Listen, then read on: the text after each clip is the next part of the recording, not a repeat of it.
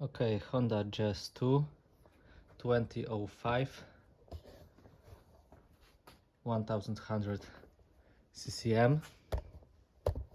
How to change the air filter. At first we have to open these 4 clips.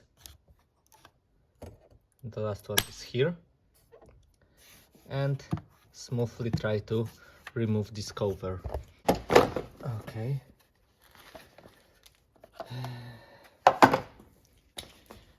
As you can see, it's very dirty.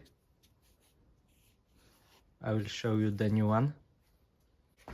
Okay, here you can see the new one aftermarket from Deckerman.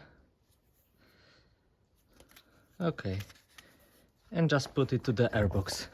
Remember to always clean the airbox from leaves, etc. Okay, I'm just putting the new filter.